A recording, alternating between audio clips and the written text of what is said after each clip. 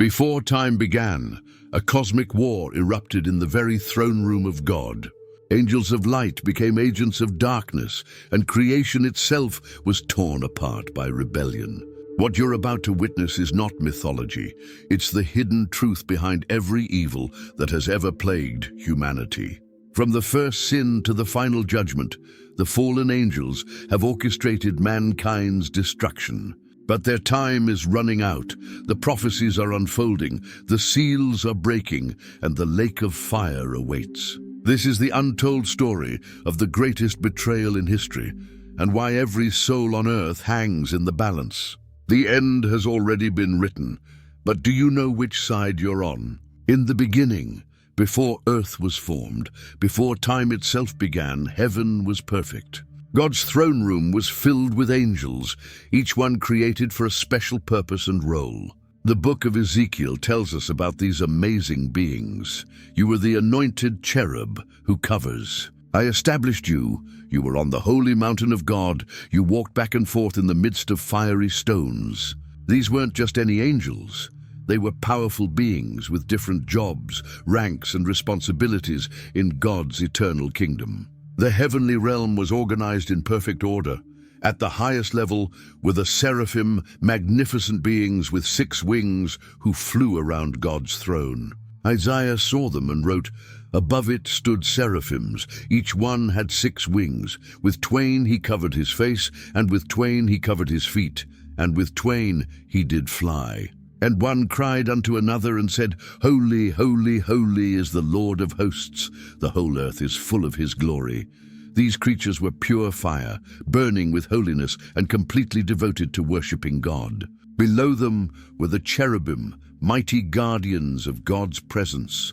Ezekiel describes their incredible appearance. And everyone had 4 faces, and everyone had 4 wings, and their feet were straight feet. And the sole of their feet was like the sole of a calf's foot, and they sparkled like the color of burnished brass. These beings had the face of a man, a lion, an ox, and an eagle, representing all of creation under God's rule. At the top of this heavenly order stood Lucifer, the morning star. He was the most beautiful angel God ever made. His body was covered with precious stones like emeralds, sapphires, and diamonds that caught and reflected God's glory. His voice was like music itself, leading all of heaven in perfect worship. The prophet Ezekiel describes him in stunning detail. You were the seal of perfection, full of wisdom, and perfect in beauty. Every precious stone was your covering: the sardius, topaz, and diamond, beryl, onyx, and jasper, sapphire, turquoise, and emerald with gold. The workmanship of your timbrels and pipes was prepared for you on the day you were created. Lucifer wasn't just another angel. He was the covering cherub, the one who stood closest to God's throne. His job was to lead worship and protect God's glory. He had access to places other angels couldn't go. He walked on the holy mountain of God among the fiery stones. Every part of him was created for worship, with musical instruments built into his very being. The archangels carried out God's most important commands across the universe. Michael was the warrior, Gabriel was the messenger, and others had their own special roles. Regular angels served as messengers and warriors, each one perfectly obedient and filled with joy. Everything in heaven worked together like a beautiful symphony. Each angel knew their place and loved their job. There was no jealousy, no fighting, no sadness, no confusion. When God spoke, everyone listened with perfect attention. When he gave commands, everyone obeyed with joy and excitement. This was the way things were meant to be forever and ever. But something terrible began to grow inside Lucifer's heart. Pride crept in like a deadly poison, slowly corrupting his thoughts and desires. He started looking at his own beauty instead of God's glory. He began thinking he deserved more honor, more power, more praise from the other angels. Instead of using his gifts to worship God, he started admiring himself. The Bible tells us exactly what happened in Isaiah chapter 14. For you have said in your heart, I will ascend into heaven, I will exalt my throne above the stars of God. This wasn't just a passing thought, it was a deliberate decision that grew stronger each day. Lucifer's thoughts became darker and more rebellious with each moment. He didn't just want to be like God, he wanted to replace God completely and rule the universe himself. His prideful heart spoke these terrible words, I will sit on the mount of the congregation, on the farther sides of the north. I will ascend above the heights of the clouds. I will be like the Most High. These 5 I will statements showed how completely pride had taken over his mind and heart. Each declaration was a step further away from God and deeper into rebellion. I will ascend. He wanted to rise higher than his position. I will exalt my throne. He wanted his own kingdom. I will sit on the mount. He wanted God's place of authority. I will ascend above the clouds. He wanted to be higher than heaven itself. I will be like the Most High. He wanted to be God. But Lucifer was clever and cunning. He didn't keep these thoughts to himself, and he didn't rebel alone. He began whispering to other angels, planting seeds of doubt about God's leadership. He made them question whether God really deserved all the worship and honor. Why should we serve him? He whispered in their ears. Look at how powerful and beautiful we are. Don't we deserve better treatment? Shouldn't we have more freedom to do what we want? His words were like spiritual poison, infecting the minds of angels who had never questioned God before. He painted pictures of a better heaven where they would be free to do whatever they wanted. He promised them positions of power and authority if they would follow him instead of God. Slowly, quietly, he began building an army of rebels who would follow him in his plan to take over heaven. Lucifer was patient and strategic. He didn't rush into open rebellion right away. He spent time convincing angels in different ranks and positions. He appealed to their desires for more power, more recognition, more freedom. He made God's perfect rule seem like slavery, and his rebellion seem like liberation. His influence spread like a spiritual virus, infecting angel after angel with the same prideful thoughts that had consumed his own heart.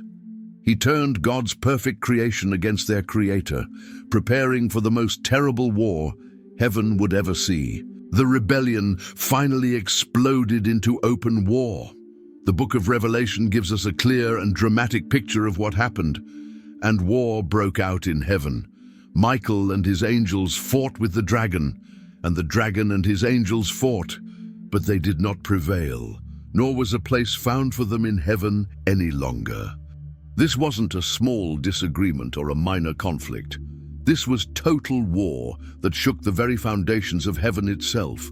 Michael the archangel, God's mighty warrior and the prince of angels, led the loyal angels against Lucifer's rebel army. Michael had served God faithfully since his creation, and he wasn't about to let a proud rebel destroy God's perfect kingdom. The battle was intense and cosmic beyond anything we can imagine.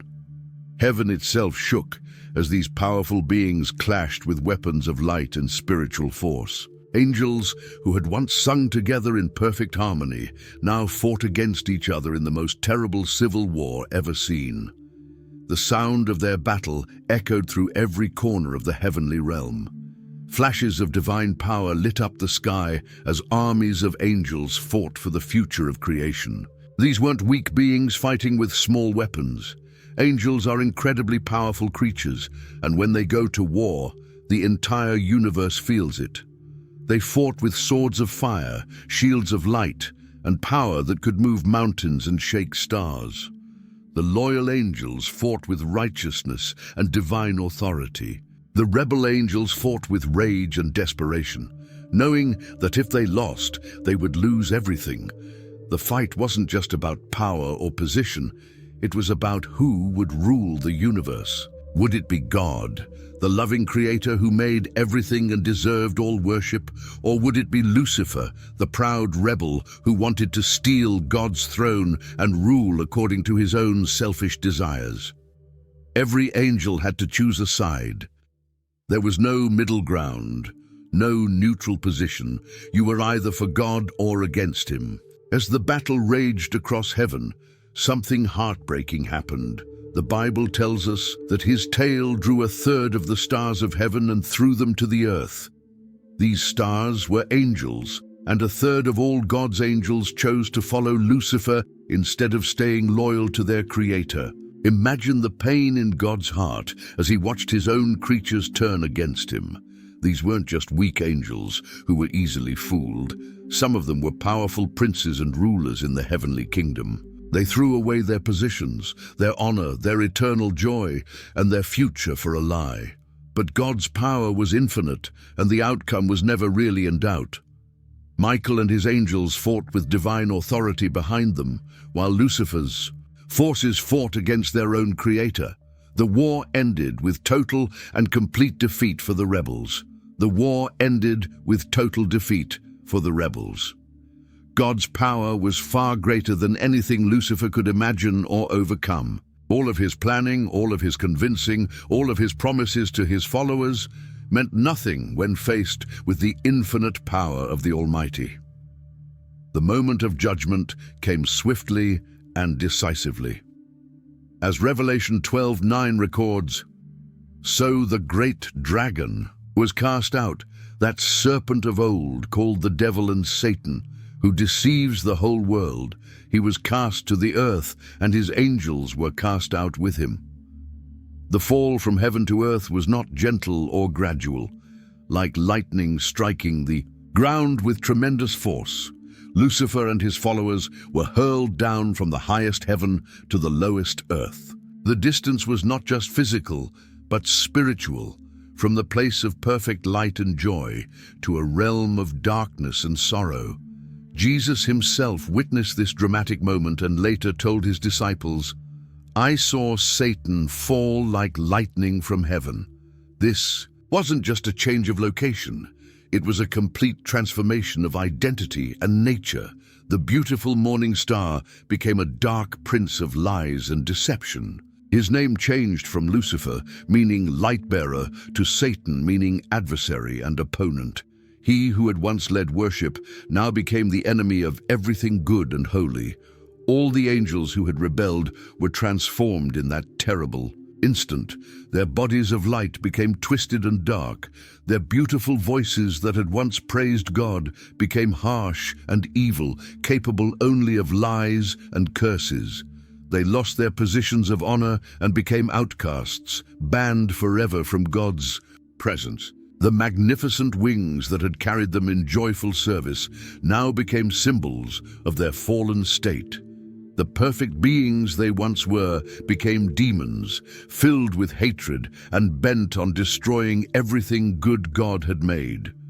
Their punishment was complete and final. They could never return to heaven, never again stand in God's presence, never again know the joy and peace they had thrown away. The door was closed forever, and there was no second chance, no possibility of redemption for them. But their story was far from over. Cast down to earth in rage and desperation, they would now turn their fury against God's newest and most beloved creation, humanity. If they couldn't have heaven, they would make sure that humans couldn't have it either. If they couldn't worship God, they would try to stop everyone else from worshiping Him too. Their rebellion had failed, but their war against God was just beginning in a new and terrible way. Once on earth, the fallen angels didn't just sit around feeling sorry for themselves or accept their punishment quietly. They immediately began their work of corruption and revenge. They looked at God's beautiful creation, the perfect world He had made for humanity, and decided to ruin it completely. They saw how much God loved human beings, and their jealous hatred drove them to destroy that relationship. If they couldn't have heaven, they would make sure earth became a hell. The fallen angels possessed knowledge and power that was never meant for human minds. They knew secrets about the spiritual realm, about the future, about forces and powers that could harm or control. They understood how creation worked in ways that humans were never supposed to know. And they were determined to use this forbidden knowledge as a weapon against humanity. Genesis chapter 6 gives us a clear glimpse of what started happening. Now it came to pass, when men began to multiply on the face of the earth, and daughters were born to them, that the sons of God saw the daughters of men, that they were beautiful, and they took wives of all whom they chose. These sons of God were the fallen angels who had taken physical form to carry out their plan of corruption. This wasn't just about attraction or desire, it was a calculated attack on God's design for humanity. They didn't just observe humans. From a distance, they interfered directly with God's plan by mixing their spiritual nature with human flesh. This created a corruption that went beyond anything God had intended or designed.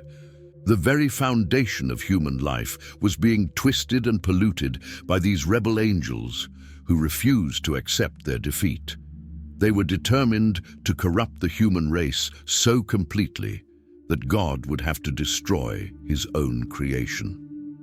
It was the ultimate act of revenge against the God who had cast them out of heaven. If they couldn't attack God directly, they would attack what he loved most, his human children. They would poison the bloodline, corrupt the genetics, and destroy the purity that God had built into humanity. This wasn't random destruction. It was a strategic plan to force God's hand. They knew that God's justice required him to judge sin, and they were creating so much sin and corruption that God would have no choice but to destroy the earth. In their twisted thinking, they believed they could force God to become the destroyer of his own creation. They would make God choose between his justice and his love, and either way, they would consider it a victory. Among the fallen angels, there was a special group called the Watchers. These were angels whose original job was to watch over humanity and report back to God about how his newest creation was doing. They were supposed to be guardians and protectors, making sure humans were safe and following God's ways. But after the fall, they became something much more dangerous and evil. The book of Enoch, which Jude quotes in the New Testament, tells us they made a terrible oath together on Mount Hermon. This wasn't a casual decision, it was a formal covenant of evil. 200 of these watchers gathered on this mountain and swore to corrupt mankind completely and thoroughly. They knew this would bring God's judgment on them, but they didn't care. Their hatred for God was stronger than their fear of punishment. They divided up their evil work like a twisted business plan, each one taking responsibility for different areas of corruption. Azazel would teach humans how to make weapons of war, swords, knives, shields, and armor. He would show them how to kill each other more efficiently. Semjaza would show them enchantments and root cutting for magical purposes. Armaros would teach the resolving of enchantments and counter magic. Barakijal would teach astrology and how to read the stars for fortune-telling. Kokabel would teach the constellations and their supposed meanings. Ezekiel would teach the knowledge of the clouds and weather control. Arakiel would teach the signs of the earth and how to interpret natural phenomena for divination. Shamsiel would teach the signs of the sun and solar magic. Sariel would teach the course of the moon and lunar magic. Each one had their specialty in corrupting human knowledge. Others focused on different areas of corruption. Some would show humans how to use makeup and jewelry to increase vanity and lust, turning natural beauty into a trap for sin. Some taught astrology and the reading of signs in the sky, turning humans away from trusting God to trusting in false predictions. Others revealed the secrets of magic and witchcraft, giving humans power that came from demons instead of God. Jude warns us about these rebels in his letter, "And the angels who did not keep their proper domain, but left their own abode, he has reserved in everlasting chains under darkness for the judgment of the great day." These watchers didn't just fall from heaven accidentally. They actively chose to leave their assigned place and corrupt the earth. They abandoned their responsibility to protect humans and instead became their destroyers. Their punishment would be severe and eternal, but first they would cause tremendous damage to God's creation. They would introduce knowledge and practices that would spread like poison through the human race, creating generations of corruption and evil that would require God's direct intervention to stop.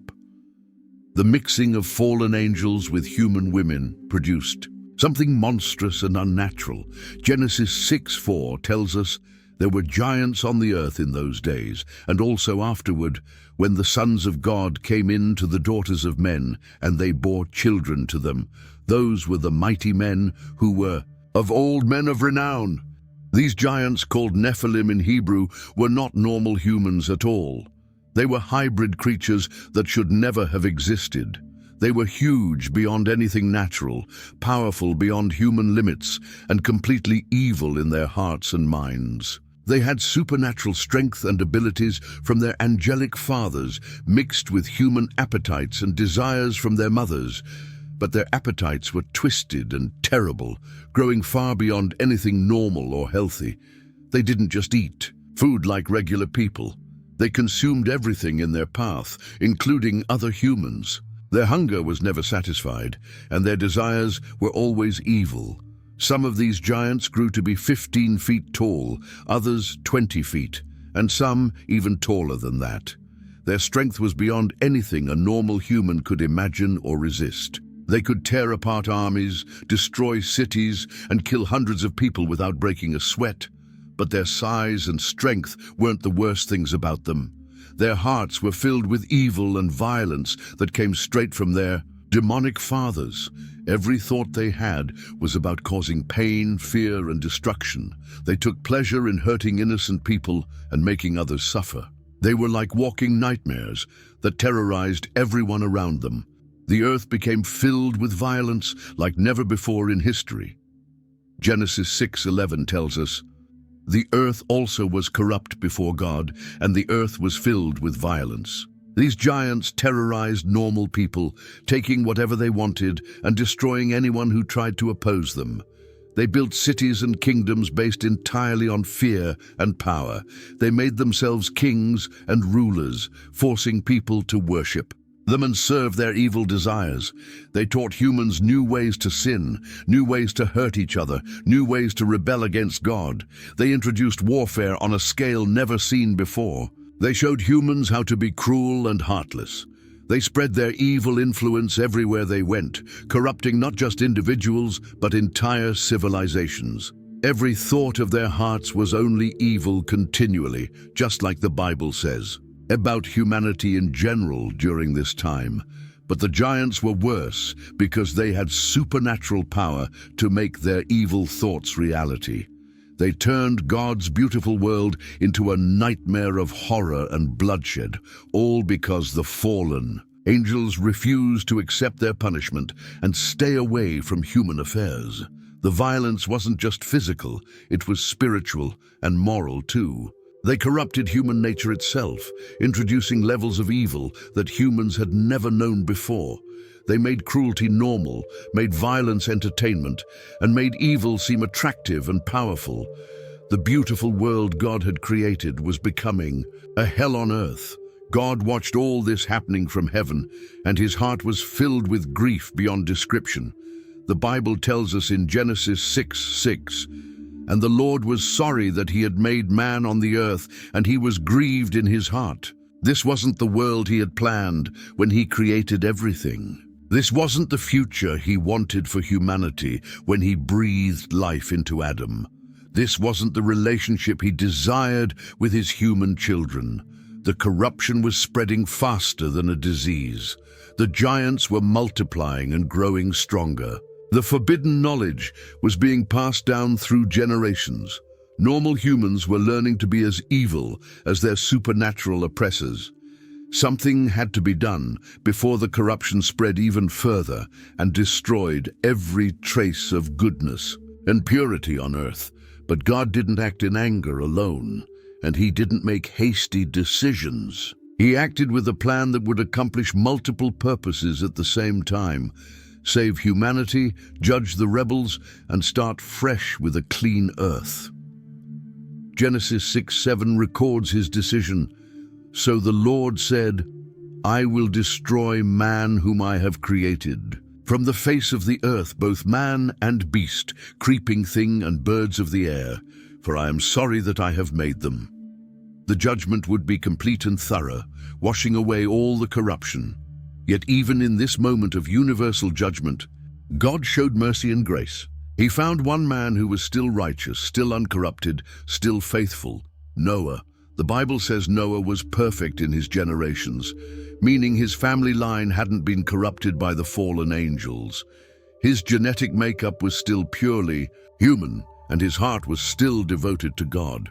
Genesis 6:9 tells us Noah was a just man, perfect in his generations. Noah walked with God. God would use Noah and his family to start over, to give humanity a fresh beginning, free from the corruption of the giants and the fallen angels.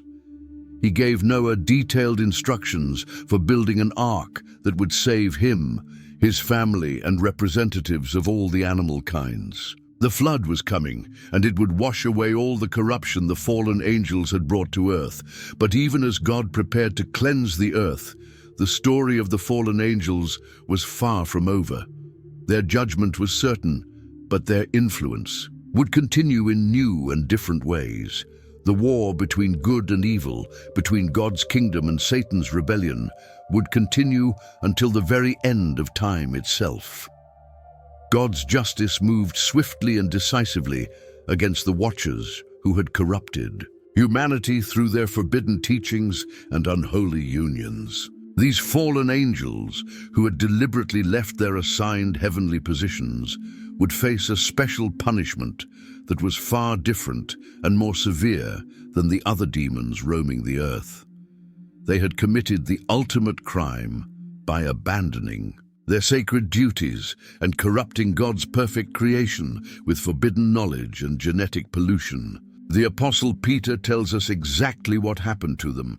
For if God did not spare the angels who sinned, but cast them down to hell and delivered them into chains of darkness to be reserved for judgment, the mighty archangels became God's chosen executioners of divine justice in this cosmic punishment.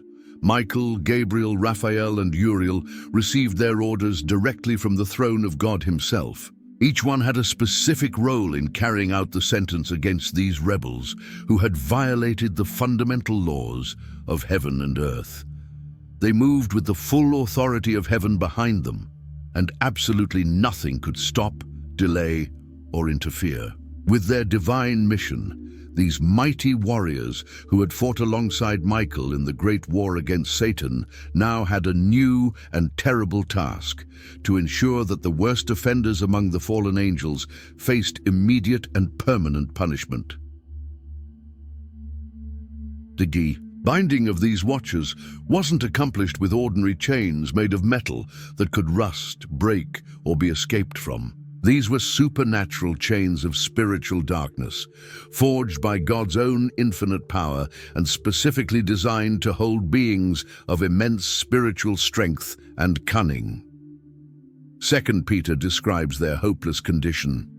God did not spare angels when they sinned, but sent them to hell, putting them in chains of darkness to be held for judgment. These chains were absolutely unbreakable, eternal in their duration, and actually grew tighter and more restrictive with every attempt to escape or break free. The prison prepared specifically for the Watchers was located deep beneath the Earth's surface, in a place the Bible calls Tartarus, a realm of spiritual torment and darkness. This wasn't just a dark cave or underground chamber that humans might discover.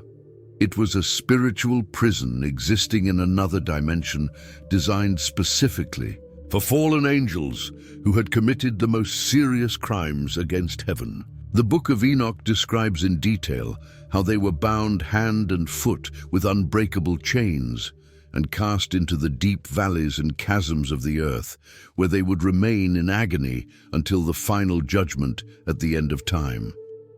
This imprisonment wasn't temporary detention or a holding period before trial. It was permanent, eternal imprisonment until the end of time itself. Jude confirms their hopeless fate with these words, "And the angels who did not keep their proper domain, but left their own abode, he has reserved in everlasting chains under darkness for the judgment of the great day." The Watchers, who had once taught humanity forbidden knowledge about warfare, magic, astrology, and corruption, now faced an eternity of complete darkness, silence, and isolation, unable to continue their destructive influence on God's creation. The archangels carried out their divine task with perfect precision, unwavering determination, and absolute authority from the throne of God. One by one, each of the 200 Watchers was seized, bound with chains of darkness, and dragged screaming to their underground prison. Their cries of rage and curses echoed through the earth as they finally realized their fate was completely sealed, and there would be no escape, no appeal, no second chance. They had thought they were powerful enough to corrupt God's creation without facing any consequences, but now they learned the hard truth that God's justice always wins in the end, no matter how long it takes. The time for divine judgment had finally come upon the entire corrupted earth. God looked down from heaven at the world filled with violence, corruption, and the hybrid offspring of fallen angels, and he made the difficult decision to start over. Completely with a clean slate, the situation had become so utterly hopeless that every thought of man's heart was only evil continually, and the very genetic foundation of humanity was being polluted beyond repair. Genesis records his solemn decision, and God said to Noah, "The end of all flesh has come before me, for the earth is filled with violence through them. And behold, I will destroy them with the earth." The great flood wasn't just heavy rain or a local disaster affecting one region. It was a cosmic event of unimaginable magnitude that completely reshaped the entire world and reset the course of human history. This was divine judgment on a scale never seen before or since, affecting every living creature on the planet. Genesis 7:11 describes the incredible magnitude of this world-changing event. In the 600th year of Noah's life, in the second month, the 17th day of the month, on that day all the fountains of the great deep were broken up, and the windows of heaven were opened. The waters came simultaneously from above and below, covering everything that had the breath of life. For 40 days and 40 nights without interruption, the rain poured down from heaven with unstoppable force. But the water didn't just come from the sky above. The massive deep underground springs and fountains burst open with tremendous power, adding their enormous flow to the deluge from above.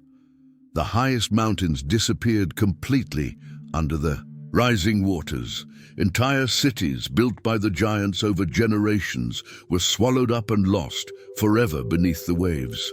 Every trace of the corrupted civilization that had polluted the earth vanished completely beneath the universal flood. The earth that had been contaminated by fallen angel DNA and forbidden knowledge was being thoroughly washed clean by God's judgment. The mighty Nephilim giants, those supernatural beings who had terrorized normal humanity for generations with their violence and cannibalism, suddenly found that all their incredible strength and size meant absolutely nothing against the unstoppable power of God's righteous judgment. They couldn't swim to safety because there was no safety anywhere on the entire earth. They couldn't build boats fast enough or towers high enough to escape the rising waters. Genesis 7:21 tells us the complete result. "And all flesh died that moved on the earth, birds and cattle and beasts and every creeping thing that creeps on the earth, and every man." Noah's massive ark became the single vessel of God's mercy in the midst of his universal judgment. For exactly 120 years, faithful Noah had built this enormous ship according to God's precise specifications, measuring 300 cubits long, 50 cubits wide, and 30 cubits high. People had mocked him relentlessly for building a boat in a place where there was no ocean, calling him crazy, foolish, and deluded. But now, his patient obedience to God's command saved his life and secured the future of the entire human race. Genesis 7:23 records the complete devastation. So he destroyed all living things which were on the face of the ground, both man and cattle, creeping thing and bird of the air. They were destroyed from the earth. Only Noah and those who were with him in the ark remained alive. The global flood lasted for exactly 150 days before the waters finally began to recede and dry land appeared once again. When Noah and his family finally stepped off the ark onto the completely transformed ground, they were walking on an entirely new earth that had been cleansed of all corruption. All the genetic pollution was gone forever. All the violent giants were dead and buried. All the forbidden knowledge and evil technologies had been washed away and lost. God had given humanity a fresh start, a completely clean slate, and a brand new beginning, free from the destructive influence of the fallen watchers and their corrupted offspring. When the floodwaters finally killed all the Nephilim giants, something completely unexpected and deeply troubling happened that would create new problems for humanity. Because these creatures were unnatural hybrids, half fallen angel and half human, their deaths created a situation that had never occurred before in God's creation. The book of Enoch explains that when the giants died in the flood, their spirits didn't go to the same place as normal human spirits at death. Instead, they became wandering, restless demons trapped on the earth, filled with endless rage and supernatural hunger. These disembodied spirits of the dead giants were fundamentally different from the original fallen angels in several important ways. They had never lived in the glorious presence of God in heaven, so they had no memory of perfect peace, joy, or divine worship. They had never experienced the beauty and harmony of the celestial realm, so they didn't understand what they had. Lost through rebellion, all they had ever known was the earth, violence, corruption, and an endless appetite for destruction that could never be satisfied. They became the demons that would plague and torment humanity for thousands of years to come. Unlike the Watchers who were bound in chains and imprisoned in the depths of the earth, these demon spirits of the dead giants were completely free to roam throughout the earth and cause whatever trouble they could. But they faced a serious and desperate problem that drove them to constant frustration. They no longer had physical bodies to inhabit or control. They were trapped between the spiritual and physical worlds, desperately seeking human hosts to possess so they could once again experience physical sensations, emotions, and the ability to influence the material world around them. Jesus encountered these demons regularly throughout his earthly ministry and revealed their true nature and desperate spiritual condition to his disciples. When he cast out a legion of demons from one tormented man, they begged him desperately not to send them to the abyss, where they would be completely cut off from the physical world. Luke 8:31 records their terrified plea. And they begged him that he would not command them to go out into the abyss. They feared returning to the purely spiritual realm because they craved physical existence and the ability to influence and corrupt the material world. These demon spirits became Satan's invisible army and his primary foot soldiers in the ongoing spiritual war against humanity. They carried out his orders to whisper lies into people's minds, promote violence and hatred between individuals and nations, encourage rebellion against God's authority, and attempt to possess anyone who opened their heart to evil influences. They continued the same work of corruption and destruction that their giant fathers and fallen angel grandfathers had started before the flood. The spiritual warfare that had begun in heaven with Lucifer's original rebellion had now moved to earth in a new and much more subtle form. Instead of mighty angels fighting openly with swords of light and divine power, the battle was now fought invisibly in human hearts, minds, and souls. The demons sought to destroy people from the inside out, through temptation, lies, and spiritual oppression, while God's holy angels worked constantly to protect and guide those who remained faithful to their Creator. This is exactly why Jesus taught his disciples to pray with these important words, "And do not lead us into temptation, but deliver us from the evil one." The spiritual danger was absolutely real. The demonic enemy was constantly active and seeking victims, and the battle for human souls had begun in earnest on a scale never before seen in human history. After the great flood cleansed the earth, Satan found himself operating in a completely different position and context than he had before. He was no longer just a rebel angel causing trouble and chaos in heaven. Through human sin and disobedience, he had actually become the prince and ruler of this world system. When Adam and Eve chose to disobey God's clear command in the Garden of Eden, they had essentially handed over the dominion and authority that God had originally given them to Satan himself. Now he ruled over the earth and its kingdoms, but his rule had definite boundaries and limitations that God had established and enforced. Jesus himself acknowledged Satan's temporary but real authority over earthly kingdoms when he was tempted. In the wilderness, after fasting for 40 days, Satan showed him all the kingdoms of the world in their glory and power, then made this bold claim, "All this authority I will give you, and their glory. For this has been delivered to me, and I give it to whomever I wish." Satan wasn't lying, exaggerating, or bluffing about his power. He really did have significant authority over the world's governments, economic systems, and political structures, but only because humanity had given it to him through their rebellion against God. However, Satan's authority wasn't absolute, unlimited, or without restrictions by any means. God had set clear and unmovable boundaries that he couldn't cross without specific permission from heaven. The book of Job provides us with a perfect example of exactly how this spiritual authority structure worked in practice. When Satan wanted to attack and test the righteous man Job, he was required to ask God's permission first, like a prosecutor requesting permission from a judge. Job 1:12 records God's specific response and the exact limits he placed on Satan's actions. "And the Lord said to Satan, Behold, all that he has is in your power, only do not lay a hand on his person." Satan continued his relentless work of corruption and destruction after the flood, but now he was forced to be much more subtle, strategic, and indirect in his methods. He could no longer simply send massive armies of Nephilim giants to terrorize and destroy people through brute force. Those days were permanently over.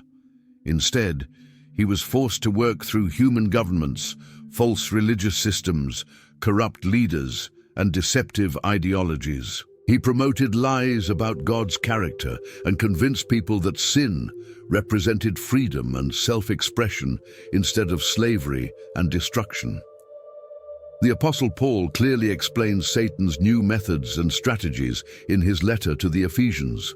"For we do not wrestle against flesh and blood, but against principalities, against powers, against the rulers of the darkness of this age, against spiritual hosts of wickedness in the heavenly places." The battle had become completely invisible to human eyes, but remained just as real, dangerous, and consequential as the original war in heaven between Michael's forces and the dragon's army. Satan also used his extensive knowledge of human nature, psychology, and weakness to tempt people in their most vulnerable areas. Having observed humanity since the Garden of Eden, he knew exactly which lies, temptations, and deceptions would appeal most strongly to each person's specific weaknesses. In pride, greed, lust, or fear. 1 John 2:16 describes his threefold strategy perfectly. For all that is in the world, the lust of the flesh, the lust of the eyes, and the pride of life, is not of the Father, but is of the world. Despite all his accumulated power, intelligence, and cunning developed over thousands of years, Satan was fighting a battle that he had already lost from the very beginning. God had already promised back in the Garden of Eden that the woman's seed would eventually crush the serpent's head completely. Every single day that passed brought him closer to his final, total defeat and eternal punishment. He knew his time was limited and running out, which made him increasingly desperate, reckless, and dangerous in his attacks against God's people. God had revealed to his chosen prophets throughout history exactly how Satan's rebellion would finally end and what the climactic events of the last days would look like. The book of Revelation provides us with detailed information about the final chapters of the cosmic rebellion that began in heaven with Lucifer's pride. During the end times, Satan would be permitted by God to make one last desperate attempt to prove his accusations against God and rally his remaining forces for a final, all-out battle against the Creator. The Apostle John saw a terrifying vision of future events when the bottomless pit would be opened and the imprisoned demons would be temporarily released to torment the earth. Revelation 9:1-2 describes this earth-shaking event in vivid detail. Then the fifth angel sounded, and I saw a star fallen from heaven to the earth. To him was given the key to the bottomless pit. And he opened the bottomless pit, and smoke arose out of the pit, like the smoke of a great furnace. So the sun and the air were darkened because of the smoke of the pit. The demons that had been bound in darkness since the days of Noah and the flood would suddenly be free to roam the earth again, but only for a short, specific time period, and only by God's direct permission and purpose. They would cause tremendous suffering, chaos, and destruction across the entire world. But their temporary release would ultimately serve God's greater purposes in bringing about the final judgment of sin, rebellion, and evil. Even in this moment of apparent victory for Satan's forces, they would still be operating within God's sovereign plan and timeline. During this period of intense tribulation, Satan would also establish his ultimate deception and final rebellion. The beast system that would demand worship and complete allegiance from every person on earth. Revelation 13:4 tells us about the world's response. So they worshipped the dragon, who gave authority to the beast, and they worshipped the beast, saying, "Who is like the beast? Who is able to make war with him?" This would be Satan's final, desperate attempt to steal the worship and allegiance that belongs only to God alone. The beast system would successfully unite all the world's governments, religions, and economic systems under Satan's direct control and authority. People everywhere would be forced to make the ultimate choice between worshipping the beast and receiving his mark, or remaining faithful to God and facing severe persecution, economic exclusion, and even death.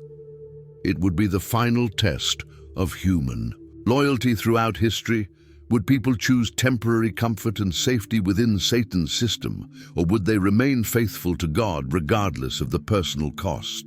But even this final worldwide rebellion would be strictly limited by God's predetermined timeline and sovereign purposes. Revelation 12:12 contains this ominous warning, "Therefore rejoice, O heavens, and you who dwell in them.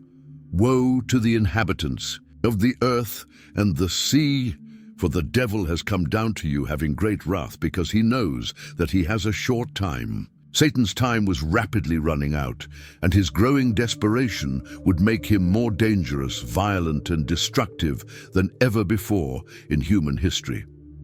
The final climax would come when Satan gathered all the armies of the entire earth for the Battle of Armageddon, believing that he could finally defeat God through superior numbers and military might. But his carefully planned strategy would end in complete and utter disaster when Jesus Christ returned to earth in power and glory as the conquering King of Kings and Lord of Lords, accompanied by all the armies of heaven.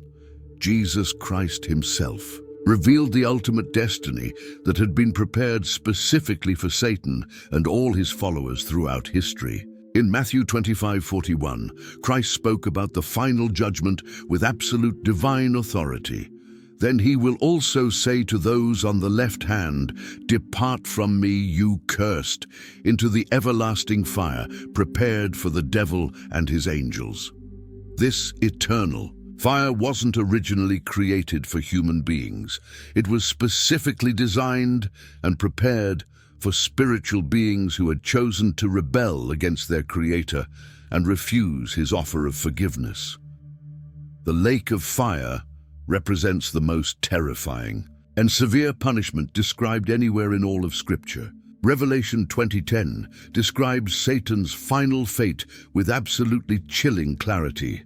The devil who deceived them was cast into the lake of fire and brimstone, where the beast and the false prophet are, and they will be tormented day and night forever and ever. There would be absolutely no escape, no possibility of second chances, no end to the punishment, no hope of parole, mercy, or reduced sentence throughout all eternity.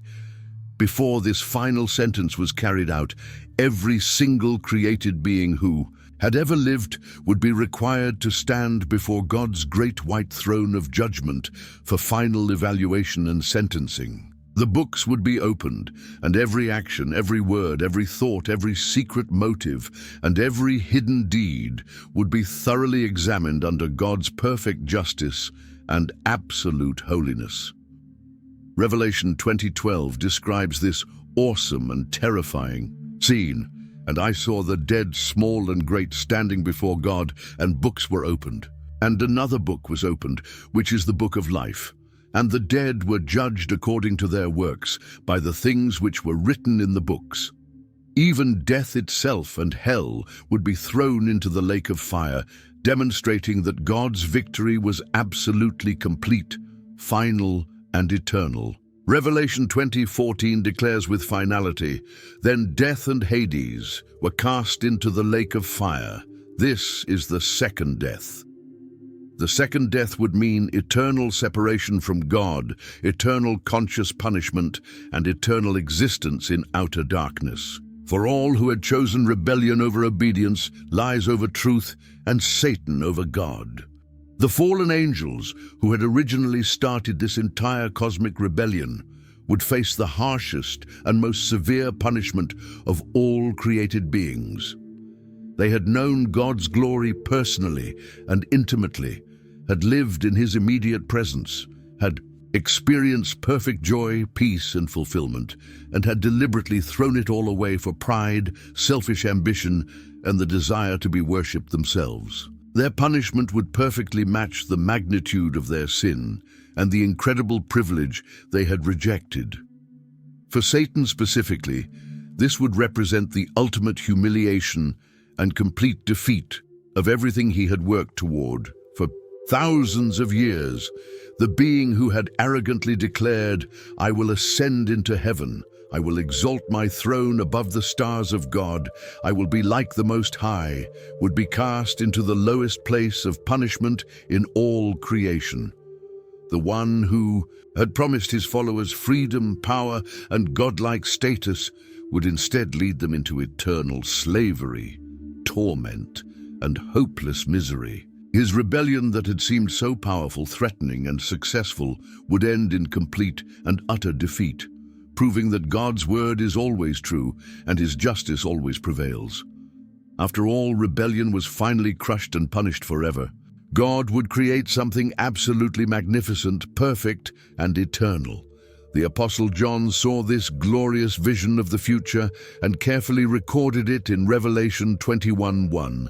"Now I saw a new heaven and a new earth, for the first heaven and the first earth had passed away. Also there was no more sea." This wouldn't be merely a repair job or renovation of the old, corrupted creation. It would be completely new, absolutely perfect, and designed to last forever without any possibility of corruption or decay. This new creation would be completely free from every trace of corruption, pollution, and evil that the fallen angels had brought into the world through their rebellion. There would be no more violence of any kind, no more forbidden knowledge or dangerous technologies, no more temptation from demons, no more sin, suffering, or rebellion of any kind. Isaiah had prophesied this glorious day centuries before. For, behold, I create new heavens and a new earth, and the former shall not be remembered or come to mind. God himself would dwell directly with his people in this new creation, in a way that had never been possible since the Garden of Eden. Revelation 21:3 describes this incredible and wonderful reality. And I heard a loud voice from heaven saying, Behold, the tabernacle of God is with men, and he will dwell with them, and they shall be his people. God himself will be with them, and be their God. The perfect relationship between God and humanity that Satan had tried to destroy in the garden would be completely restored forever, but even better and more intimate than before. All the pain, suffering, and sorrow that rebellion had caused throughout human history would be completely removed and permanently forgotten. Revelation 21:4 contains this wonderful and comforting promise, and God will wipe away every tear from their eyes. There shall be no more death, nor sorrow, nor crying. There shall be no more pain, for the former things have passed away. Every negative consequence of sin and rebellion would be completely erased from existence forever. The new Jerusalem would descend from heaven as the magnificent capital city of God's eternal kingdom. Its gates would never need to be closed because there would be no enemies to fear, no rebels to keep out, no danger of any kind. Its streets would be made of pure gold. Its foundations would be precious stones of every kind, and its light would come directly from God's glory itself rather than the sun or moon. Most importantly of all, the curse that had fallen on all creation, because of sin, would be completely lifted and permanently removed. Revelation 22:3 declares with joy, And there shall be no more curse, but the throne of God and of the Lamb shall be in it, and his servants shall serve him. The perfect order and harmony that had existed before Satan's rebellion would be completely restored, but this time it would be eternal, unshakable, and absolutely secure forever. The ultimate and final victory would belong completely to Jesus, Christ, the Lamb of God, who had conquered sin, death, hell, and Satan himself through his sacrifice and resurrection. Paul describes his complete and total triumph in Colossians 2:15. Having disarmed principalities and powers, he made a public spectacle of them, triumphing over them in it. Every fallen angel, every demon, every evil power, and every force of darkness would be completely and permanently defeated by the one they had tried so desperately to destroy. Christ's magnificent victory would be graciously shared with his people, those who had remained faithful and loyal through all the trials, tribulations, and persecutions of history. Revelation 3:21 contains his amazing promise to overcomers. To him who overcomes, I will grant to sit with me on my throne, as I also overcame and sat down with my Father on his throne.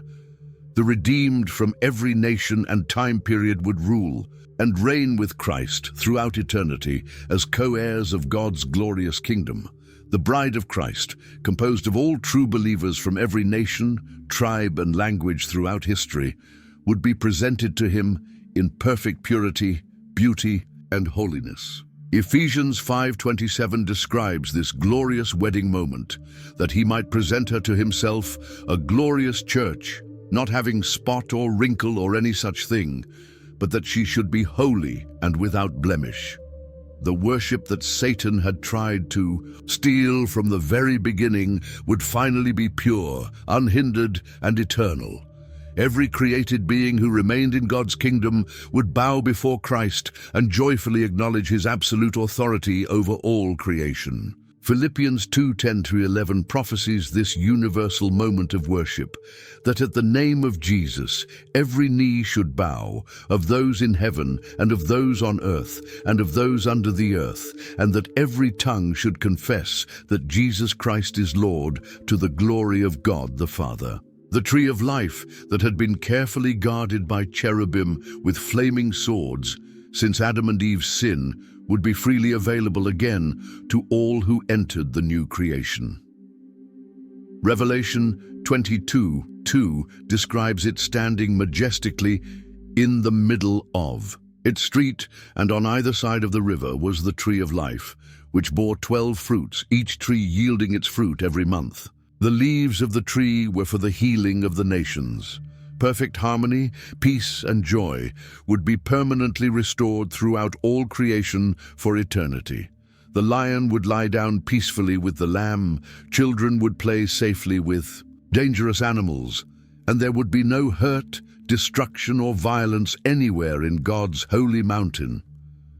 The cosmic rebellion that began with one angel's pride and infected 1/3 of heaven would finally end with perfect peace, love, and worship that would continue forever and ever without end.